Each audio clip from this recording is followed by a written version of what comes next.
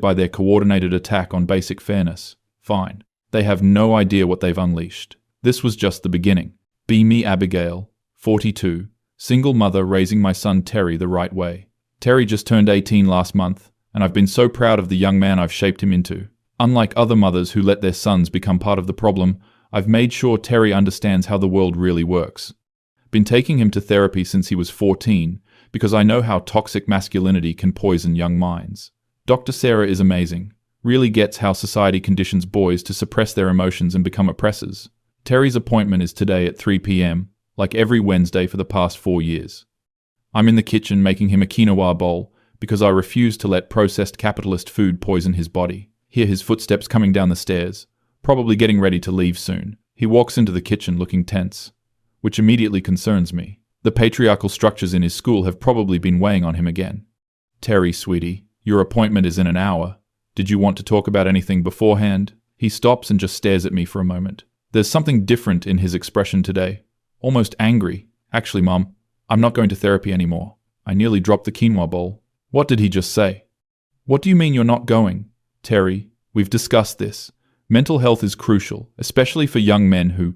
I'm 18 now. I can make my own decisions about this stuff. His voice has this edge to it that I've never heard before. Clearly something has happened at school or with his friend group. Those toxic male influences are finally starting to show. Honey, I understand you feel grown up now, but therapy isn't something you just stop because you feel like it. Dr. Sarah has been helping you process. Process what exactly? Process how everything wrong in my life is because of some invisible system? He's raising his voice now, and I can see the anger building. This is exactly what Dr. Sarah and I have been trying to prevent. The masculine rage that society teaches boys is acceptable. Terry, please lower your voice. Let's sit down and talk about this rationally. No, I'm done talking rationally about irrational things. My heart is starting to race because I can see he's been influenced by something. Probably those online spaces where young men get radicalized. What's brought this on? Has someone been telling you that therapy is weak? Because that's exactly the kind of toxic messaging. Everything is toxic messaging to you. Everything is the patriarchy or society or some system designed to oppress people. He's actually yelling now, and I've never seen him like this. Something is seriously wrong, and I need to get him back to Dr. Sarah immediately. Terry, you're clearly upset about something deeper here. This kind of sudden rebellion against help is actually a symptom of what? Of me finally realizing that you've been the problem this whole time? The words hit me like a physical blow. Did my own son just say I was the problem? After everything I've sacrificed to raise him with consciousness and awareness, excuse me? After everything I've done to protect you from becoming another toxic male? Protect me? You've been suffocating me. Every problem I've ever had, you blame on society, instead of actually helping me deal with it. I can feel my own anger rising now because this is so unfair. I've dedicated my entire life to making sure he doesn't become part of the oppression machine. I have helped you deal with it. I've given you every tool to understand how these systems work. What systems, Mum? The system where I can't make friends because you've convinced me that every social interaction is about power dynamics? He's pacing now, and his face is red with anger. The system where I can't date anyone because you've taught me that attraction is just internalized misogyny? This is getting out of hand, and I need to regain control of this conversation. Terry, you're obviously going through something right now, and lashing out at the person who's tried to educate you is exactly how patriarchal conditioning works. There it is again. It's never just me having feelings or opinions. It's always patriarchal conditioning. He slams his hand on the counter, and I actually jump. I've never seen him this aggressive, and it's honestly frightening. You want to know what my biggest problem is? It's not society. It's not the patriarchy. It's not toxic masculinity. He's looking directly at me now, with pure fury in his eyes. My biggest problem is that my mother has spent my entire life convincing me that I'm either a victim or a potential oppressor, and never just a person. I can feel tears starting to form because this is so painful to hear. After all the sacrifice, all the consciousness raising, all the protection I've provided. Terry, you don't understand what I've saved you from. The world is full of systems designed to turn young men into what? Into people who can function normally? Into people who don't analyze every human interaction through the lens of oppression? This is spiraling completely out of control. I need to call Dr. Sarah immediately because this is obviously a breakdown. You clearly need professional help right now. I'm calling Dr. Sarah. Don't you dare call her. I'm done with therapy. I'm done with your constant analysis of everything. And I'm done pretending that your worldview makes any sense. He's moving toward the door now, and I'm starting to panic. Terry, please don't leave while you're this upset. We can work through this. Work through this? Like we've worked through everything else by blaming it on society? I'm following him to the front door because I can't let him leave like this. When you couldn't make the basketball team, you told me it was because coaches favor traditionally masculine players instead of helping me get better. He's putting on his jacket while he's talking, and I'm getting more desperate. When Sarah Martinez wouldn't date me, you said it was because she'd been conditioned to prefer toxic masculinity instead of acknowledging that maybe she just wasn't interested. These examples are completely missing the point and show how much deprogramming he needs. Terry, those are real systemic issues that affect young men. I was trying to help you see the bigger picture. The bigger picture? The bigger picture is that I'm 18 years old and I can't handle basic life challenges because you've taught me that everything is someone else's fault. He opens the front door and I'm starting to lose it completely. This cannot be happening after everything I've invested in raising him correctly. Where are you going? You can't just run away from difficult conversations. I'm going to Dad's house. My ex-husband Gerald, who has been completely useless in Terry's development. Gerald, who represents everything wrong with traditional masculinity. Your father doesn't understand these issues the way I do. He'll just reinforce all the harmful patterns. Maybe harmful patterns are better than no patterns at all. Terry turns around, and his face is full of pain and anger. At least Dad lets me fail without explaining how my failure is society's fault. I can feel my chest getting tight, and my breathing becoming shallow. This is exactly the kind of moment Dr. Sarah warned me about, when the patriarchal programming tries to reassert itself. Terry, please come back inside. You're hurting right now, and making decisions based on pain. I'm making decisions based on finally understanding that you've been the source of my pain. He takes a step back toward me, and I think maybe he's reconsidering, but his expression just gets angrier. You want to know what I figured out? You don't actually care about helping me. You care about being right about your theories. That accusation is so unfair I can barely process it. Everything I've done has been about helping him navigate a difficult world. That's not true. Every choice I've made has been about protecting you and educating you. Protecting me from what? From learning how to solve my own problems? From taking responsibility for my own life? I can feel my voice getting higher as the stress builds. From becoming another man who contributes to the oppression of others. There it is. You'd rather have a son who can't function than a son who might not share your exact worldview. This conversation has become completely irrational. He's clearly been influenced by something or someone. Who have you been talking to? Because this sudden change doesn't happen in a vacuum. I've been talking to reality, Mom. I've been talking to the part of my brain that you've been trying to suppress for 4 years. He starts walking down the driveway, and I'm following him. Terry, please don't do this. Don't throw away all the progress we've made. What progress? Progress toward what? He stops and turns around one more time. Being unable to talk to girls without wondering if I'm perpetuating harm? Being afraid to compete at anything because competition is supposedly toxic? Being paralyzed by the thought that every emotion I have is either patriarchal conditioning or internalized oppression? These are the exact conversations we need to be having in therapy. This is why stopping now is so dangerous. These are complex issues that require professional guidance to work through properly. No, they're simple issues that you've made complex by filtering everything through your ideology. I can feel my control of this situation slipping away completely. My heart is racing, and I'm starting to feel dizzy. Terry, you're my son, and I love you, which is why I can't let you make this mistake. The mistake isn't stopping therapy. The mistake was starting it in the first place. He gets to his car, and I realize I might actually lose him if I don't fix this right now. You can't just leave. We need to process this properly. There's that word again. Process. Everything has to be processed instead of just lived. He opens his car door, and I'm starting to feel genuine panic. This is my worst nightmare coming true. Terry, if you leave now, you're proving that you can't handle difficult emotions without running away. And if I stay, I'm proving that I can't make decisions without your approval. The panic is turning into something bigger now. I can feel my chest getting tight and my vision starting to blur. You don't understand what you're doing.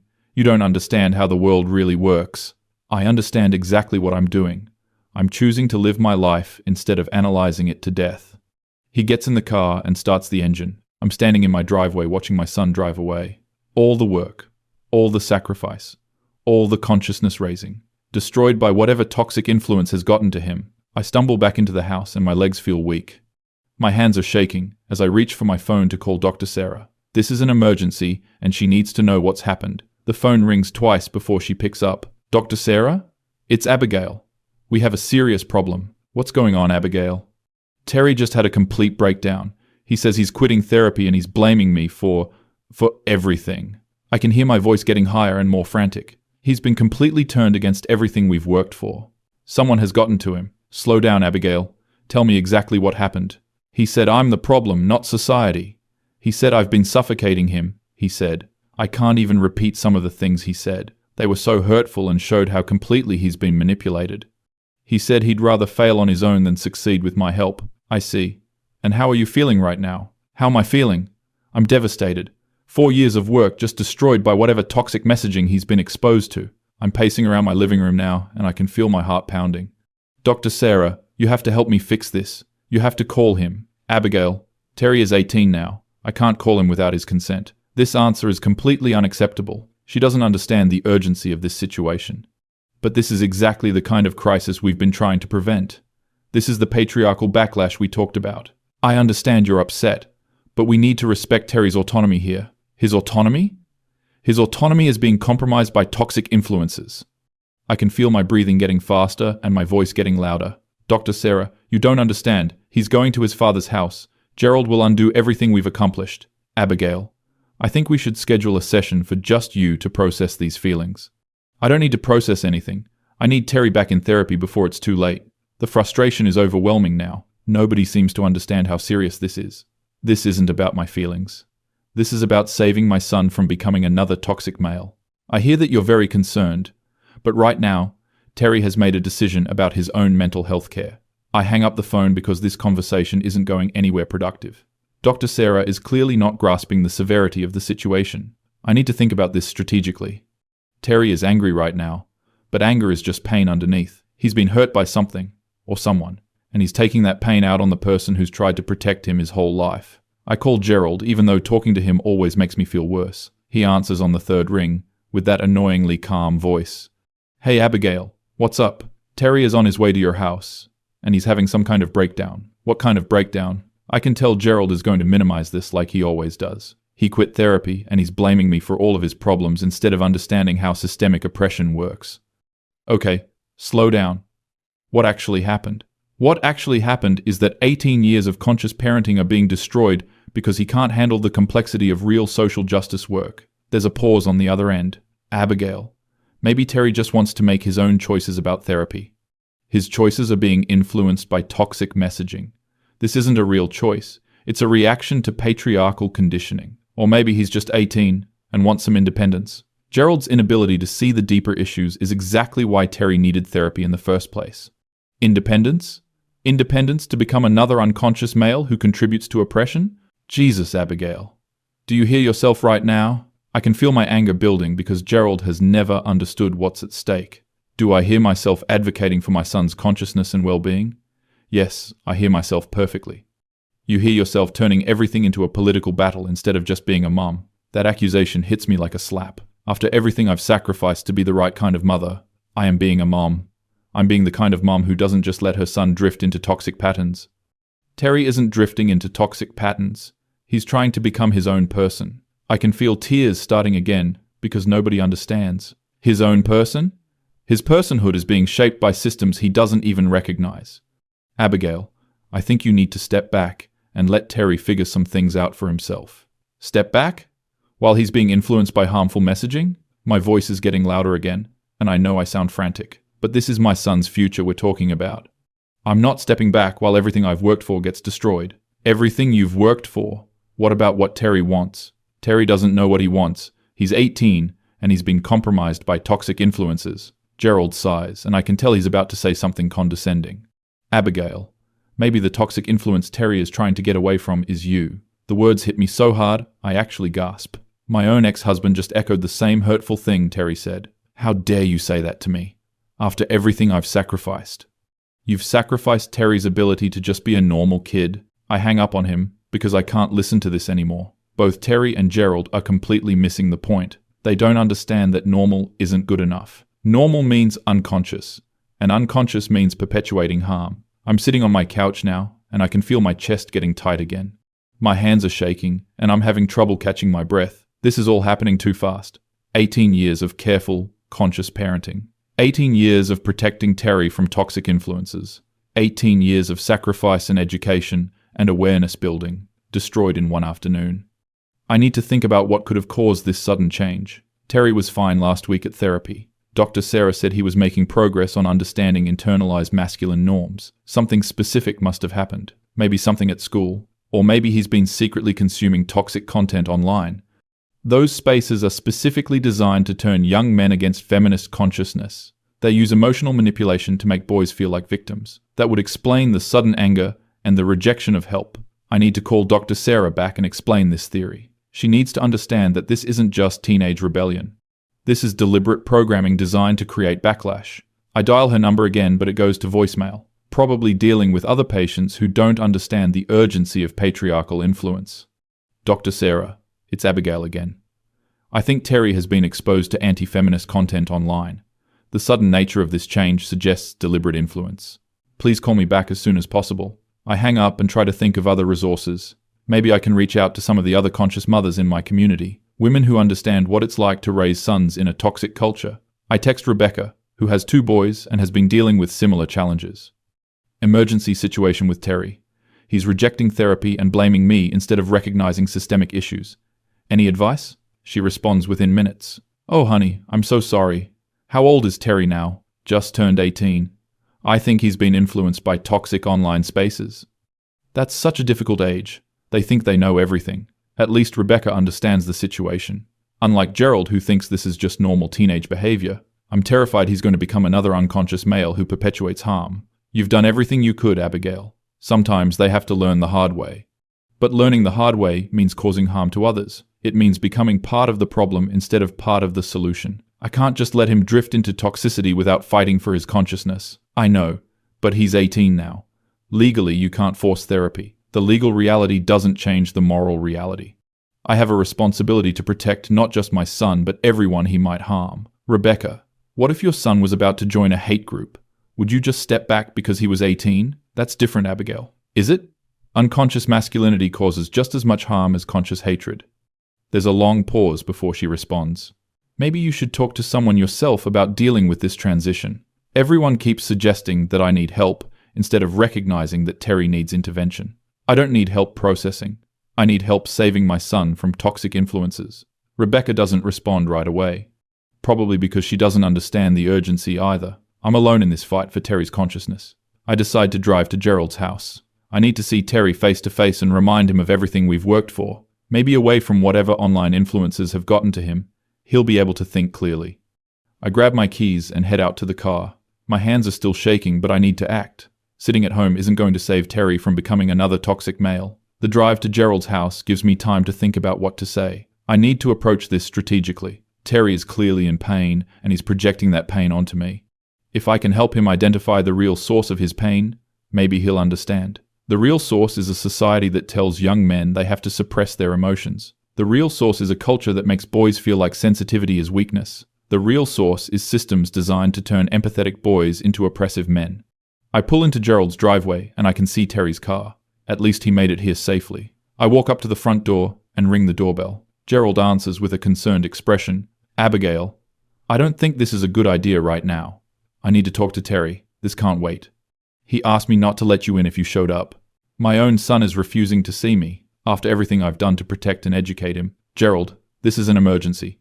Terry is having a breakdown, and he needs help. Terry is having a breakthrough, not a breakdown. I can feel my anger rising again at Gerald's complete lack of understanding. A breakthrough into unconscious toxicity, yes. Abigail, listen to yourself. You're talking about our son like he's joining a cult. Unconscious masculinity is a cult. It's just so normalized that people don't recognize it. I can hear Terry's voice from inside the house. Is that Mom? Yes, Gerald calls back. Tell her I'm not ready to talk yet. Not ready to talk yet. As if this is something we can just postpone while toxic influences solidify. Terry, I just want to understand what happened. I want to help. There's silence from inside the house. Then I hear footsteps, and Terry appears behind Gerald. His face is still angry, but there's something else there too. Maybe sadness or disappointment. Mom, I told you I need space right now. Space to what? Space to unlearn everything positive we've accomplished? Space to figure out who I am without your constant analysis. I can feel my chest getting tight again. This is exactly what I was afraid of. Terry, you don't understand what you're throwing away. You don't understand how hard it is to maintain consciousness in a toxic culture. Maybe I don't want to maintain consciousness. Maybe I just want to live. The words hit me like a physical blow. My own son is choosing unconsciousness over the gift of awareness I've given him. You can't just choose to be unconscious. That's not how responsibility works. Whose responsibility? Mine or yours? I can feel my breathing getting faster. This conversation is spiraling just like the one at home. Your responsibility to yourself and to everyone your choices affect. What if my choice is to affect people positively by being authentic instead of ideologically correct? This is exactly the kind of false choice that toxic influences promote. Authenticity without consciousness is just selfishness, and consciousness without authenticity is just performance. Terry steps forward and I can see how angry he still is. Mum, do you want to know what my authentic feeling is right now? I nod because I need to understand what's really happening in his mind. My authentic feeling is that you've spent my entire life making me afraid to be myself. The accusation is so unfair I can barely process it. Afraid to be yourself? I've encouraged you to be your full, authentic self. No, you've encouraged me to be your version of my authentic self. He's looking directly at me now. There's a difference between being authentic and being ideologically pure. I can feel tears starting again because this is so painful. Terry, ideology isn't separate from authenticity. Your beliefs shape who you are, but you chose my beliefs for me. You never let me figure out what I actually think about anything. This is completely backwards. I gave him the tools to think critically about everything. I gave you critical thinking skills. I gave you awareness. You gave me your conclusions and told me they were my thoughts. Gerald is standing there watching this conversation, probably feeling vindicated in his unconscious approach to parenting. That's not true, Terry. We've had countless conversations about these issues. No, you've had countless monologues about these issues while I nodded along. I can feel my control of this situation slipping away completely. Everything I'm saying is being twisted and misunderstood. Terry, I'm trying to save you from becoming someone who causes harm. What if trying to save me is what's causing the harm? The question hangs in the air. And I realize that everyone is against me right now. Terry, Gerald, even Dr. Sarah, who won't help intervene. So this is what you want? To just abandon everything we've worked for? I want to work for my own things instead of yours. My chest is getting tighter, and I'm starting to feel lightheaded. Your own things like what? Like becoming another unconscious male? Like becoming whatever kind of person I actually am, instead of the person you think I should be? I can feel my voice getting higher and more desperate. But what if the person you actually are causes harm? What if your unconscious choices hurt people? Then I'll learn from that and try to do better. Learning from harm means harm has already been caused. Prevention is better than reaction. Terry looks at Gerald and then back at me. Mom, do you hear what you're saying? You're so afraid of me potentially causing harm that you'd rather control every aspect of my personality. I'm not controlling, I'm guiding. You're micromanaging my consciousness. The phrase hits me wrong, and I can feel my anger building. Micromanaging consciousness? I'm trying to develop your consciousness by making every thought I have subject to ideological approval. I can feel myself starting to lose it completely. My hands are shaking, and my voice is getting louder. Ideological approval? These aren't ideologies. These are facts about how oppression works. According to who? According to you, and Dr. Sarah, and your books, and your theories. According to reality. According to the lived experiences of marginalized people. What about my lived experience? What about my reality? His reality is limited by his privilege. He doesn't have the perspective to understand systemic issues. Your reality is shaped by privilege that you don't even recognize. And your reality is shaped by theories that might be wrong. The suggestion that my understanding might be wrong is completely unacceptable. I've spent years educating myself and building consciousness. These aren't theories, Terry. This is how the world actually works. For you. This is how the world works for you. I can feel my breathing getting shallow and my vision starting to blur. For everyone, whether they recognize it or not. What if some people are happier not recognizing it? Happiness built on unconsciousness is fake happiness, and consciousness built on fear is fake consciousness. I can feel everything starting to fall apart. My son is choosing ignorance over awareness, choosing comfort over truth, choosing selfishness over responsibility. Terry, please don't do this. Please don't throw away everything we've built. We didn't build anything, Mom. You built something and tried to make me live in it. I can feel my chest getting really tight now. My heart is racing and I'm having trouble standing. I built it for you, to protect you, to help you. I never asked you to build it. I never asked for that kind of protection. My legs feel weak and I need to sit down. But I'm standing in Gerald's doorway having the most important conversation of my life. You didn't ask because you were a child. Children don't understand what they need. I'm not a child anymore. You're 18. You still don't understand how complex these systems are. I can feel my voice breaking. Everything is falling apart, and I can't stop it. Terry, if you reject consciousness now, you might never get it back. Maybe I don't want it back. Maybe consciousness isn't worth feeling terrible about everything all the time. The idea that consciousness makes you feel terrible shows how much work we still need to do. It doesn't make you feel terrible. It makes you aware. Aware of how everything is terrible. Aware of how everyone is either a victim or an oppressor. I can feel myself starting to hyperventilate. That's not what consciousness means. That's exactly what it means in our house. Everything is analyzed. Everything is problematic.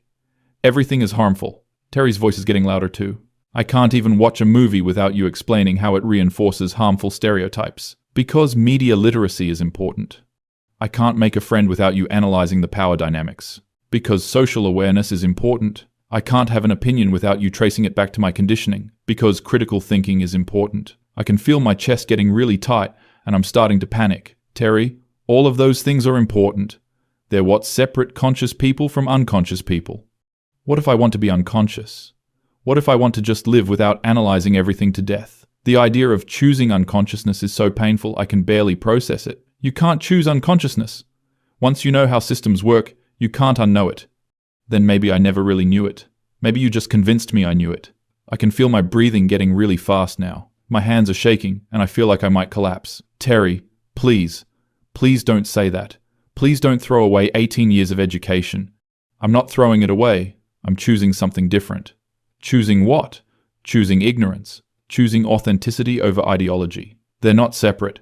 Your ideology is part of your authenticity. No, your ideology is part of your authenticity. I need to find my own. I can feel myself starting to completely lose control. My son is rejecting everything I've taught him. Everything I've sacrificed for. Everything I've built our relationship around. Terry, if you reject feminist consciousness, you're choosing to become part of the problem. What if the problem isn't what you think it is? The problem is patriarchal systems that oppress marginalized people. What if the problem is reducing everything to oppression and power dynamics? I can feel my heart racing and my vision getting blurry. This conversation has become completely unhinged. Those aren't reductions. Those are the actual structures that govern social relationships. According to your books and your theories, and your therapist. According to reality, your reality. I can feel everything starting to spin. My chest is so tight I can barely breathe. My son is choosing unconsciousness over consciousness. Choosing selfishness over responsibility. Choosing comfort over truth. Terry, please don't do this to me. I'm not doing this to you. I'm doing this for me. For you? What about everyone you might harm? What about the harm you've already done to me? The accusation hits me like a slap. Harm that I've done, after dedicating my entire life to protecting him from harm. What harm? What possible harm could consciousness and awareness cause? The harm of never being allowed to just be a person instead of a political statement. I can feel my legs getting weak. I need to sit down, but there's nowhere to sit. You are a person. A conscious, aware, responsible person. I'm a project. I'm your proof that you're a good feminist mother. The words hit me so hard I actually gasp. My own son thinks I see him as a project. That's not true. It is true. Every choice I make reflects on your parenting. Every opinion I have gets evaluated for ideological purity. I can feel tears streaming down my face now. Terry, that's not fair. Everything I've done has been about love. Love doesn't require constant surveillance. It's not surveillance. It's guidance. It's control disguised as care. I can feel my breathing getting really shallow. My heart is pounding and I feel like I might faint. Terry, please. I can't lose you. You're not losing me. You're just losing control of me. I never wanted control. I wanted consciousness. You wanted me to have your consciousness, not my own. I can feel everything collapsing. 18 years of work. 18 years of sacrifice. 18 years of love and protection and education. Reduced to control and surveillance and manipulation. I gave you everything. I gave you awareness and critical thinking, and you gave me fear. Fear of being wrong. Fear of being harmful. Fear of being unconscious. My chest is so tight I can barely speak. Fear of those things is appropriate. Those things are harmful. Being terrified of your own thoughts is harmful. I can feel myself starting to hyperventilate. Everything is falling apart and I can't fix it. Terry, please come home. Please let me help. I don't want your help anymore, Mum. The words hit me like a physical blow. My own son doesn't want my help. After everything I've sacrificed to give him the best possible guidance. You need help. Everyone needs help navigating these complex systems. Maybe I need help, but not your kind of help. What other kind of help is there? Help that doesn't come with conditions about who I'm supposed to become. I can feel my vision getting blurry and my legs getting weak. I never put conditions on you. I just wanted you to be conscious. Conscious, according to your definition of consciousness. There's only one definition. Either you're aware of systemic oppression or you're not. What if there are other things to be aware of besides oppression? The question doesn't even make sense. Oppression is the fundamental structure that shapes everything else. Like what? What else is there besides understanding how power works? Like understanding how people actually feel about their own lives. People's feelings are shaped by systems they don't understand. Maybe your understanding of systems is shaped by feelings you don't recognize. I can feel myself completely losing control now. My son is questioning the fundamental basis of everything I believe. My understanding is based on research and education and lived experience. Whose lived experience? Yours or mine? Mine is irrelevant because I have privilege. What if privilege isn't the only thing that matters about a person? I can feel my heart racing so fast it hurts. My hands are shaking and I'm having trouble standing. Privilege is the fundamental factor that determines your relationship to systems of oppression.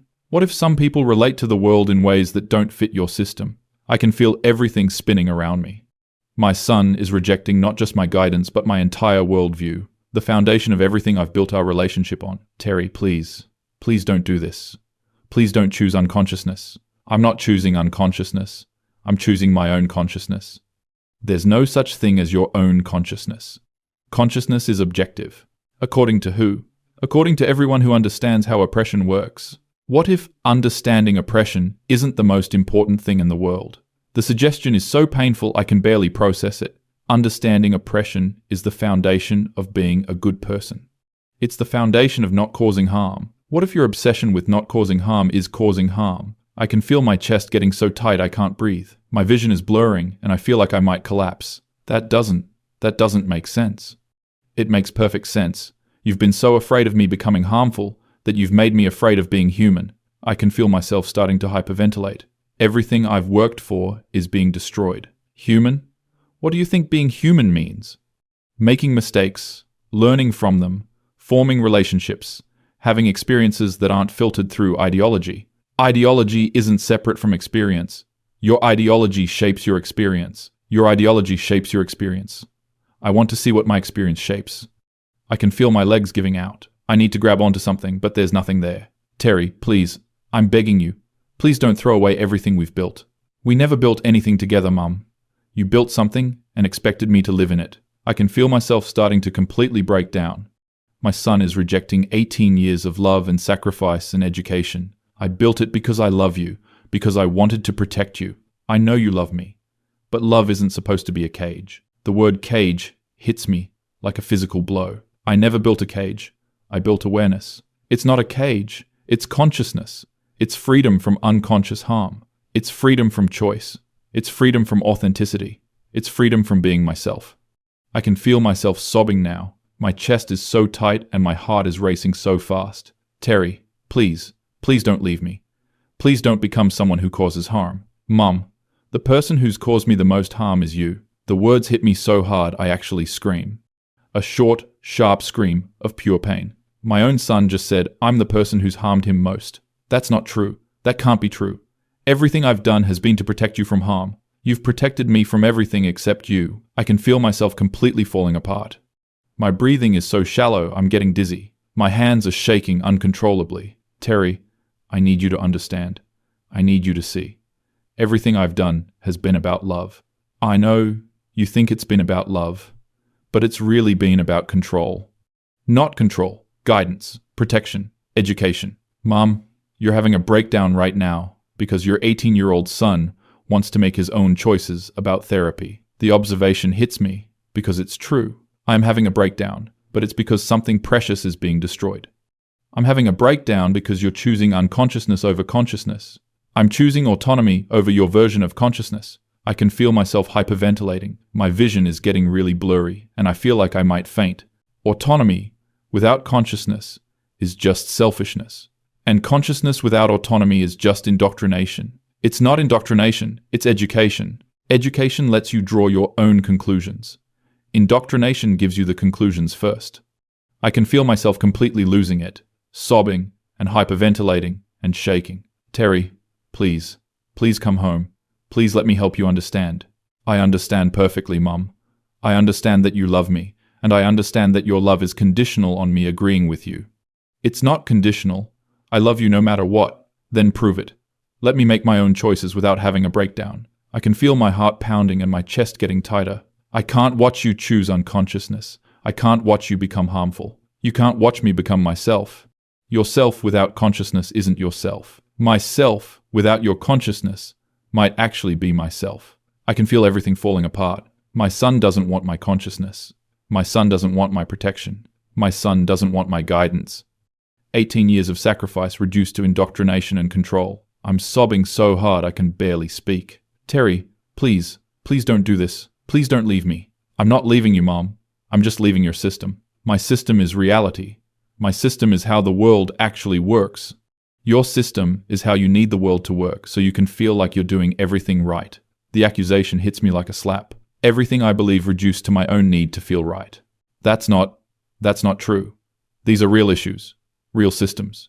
They might be real, but they're not the only real things. I can feel myself completely breaking down, hyperventilating and sobbing and shaking uncontrollably. Terry, I can't lose you. I can't watch you become unconscious. You're not losing me. You're just losing your project. I feel myself crumple. My legs give out, and I'm sitting on Gerald's front step, sobbing and hyperventilating and feeling like I might die. 18 years of everything, I am being rejected by the person I love most. Terry, please. Please understand. Everything I am is about protecting you. Everything you are is about being right. That's not fair. Neither is making your son responsible for validating your worldview.